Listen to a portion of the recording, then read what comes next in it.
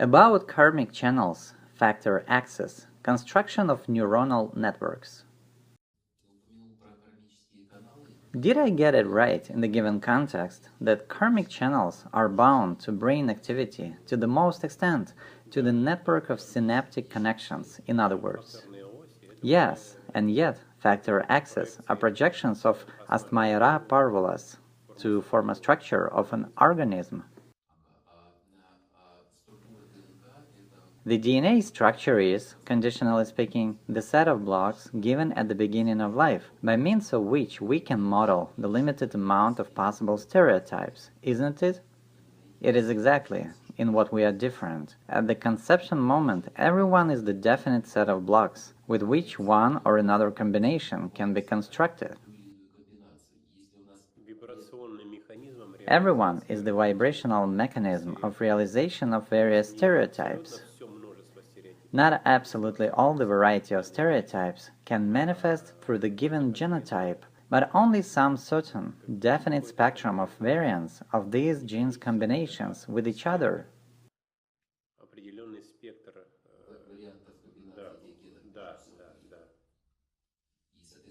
Then, correspondingly, if the two live for a very long time together, their DNAs don't become the single one, but there appear similar neuronal networks of each of them on the basis of some common habits, memories. Nevertheless, they are conditioned on different genomes. If the two treat each other well and positively, they get engaged in implementation of interests of each other. Developing the same interests, they evolve the identical brain parts, activate identical centers, neuronal chains.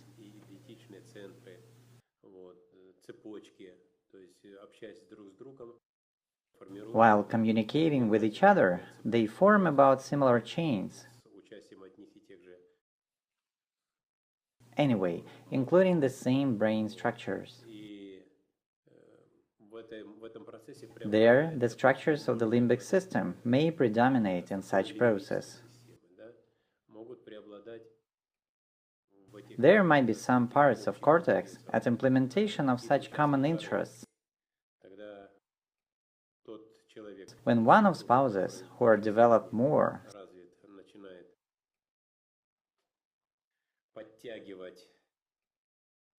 starts to tutor the focus dynamics of his partner to the levels where his interests and conceptions are performed.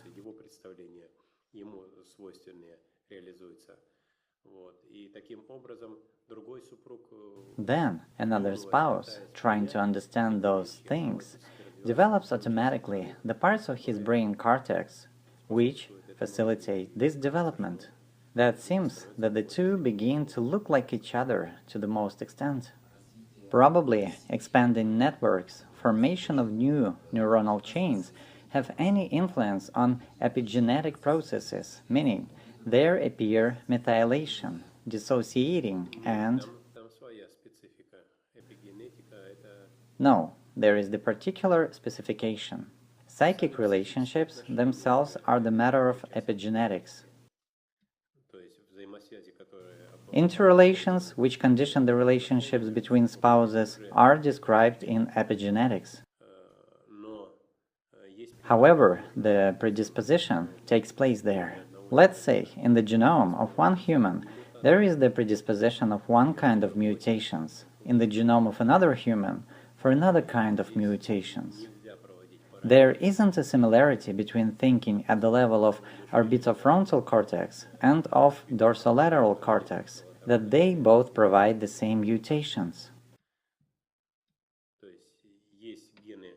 There are genes of one genome which are exposed to expression to the more extent. Another genome has the same genes as less expressive. This feature is related to opportunities for their performance, mutations, and so forth. Moreover, there is something about alleles. If one allele of one genome is represented independently by one gene, another genome might have the same gene represented in several alleles. Therefore, it would be the expression of totally another type, totally another kind. There is a clarification about factor access. We studied that stuff while reading Immortality is accessible for everyone quite a lot. And now this information is suddenly performed in knowledge about neuronal chains, some material structures. It's all very interesting. The set of factor access is the information of the definite quality, the definite vibrations level.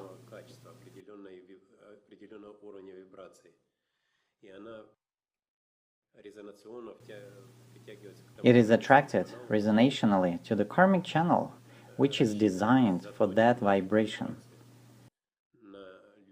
This information isn't attracted to any karmic channel. There are 12 karmic channels in one microtubule, 13 actually, but structurally, the 13th channel is unifying. There is a huge number of those microtubules. Each of them is targeted at the specific resonational diapason of vibrations. This information of some gene would be unpacked this way, due to the fact that this gene is represented by specific microtubules, which are placed in diverse brain cells. Let's say in cells of one brain part there are microtubules of one kind, in the cells of another neuron different microtubules and different type of vibrations. Heart, liver, kidney have the third, the fourth, the fifth types of vibrations of microtubules.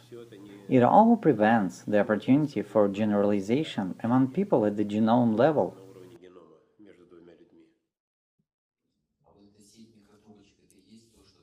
Is this microtubules network the network of a parabole, which covers all the universe? Yes, microtubules are structured with karmic channels, and they are structured with factor access.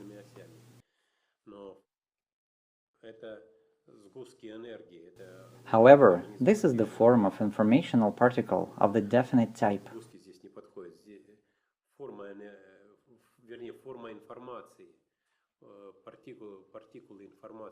Those particles interact with each other only by the resonational principle. That's all.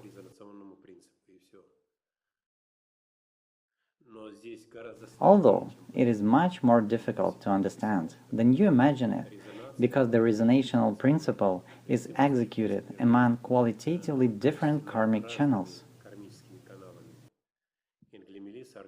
For example, as for us, it all is performed with karmic channels of Englimilisa Arglamuni.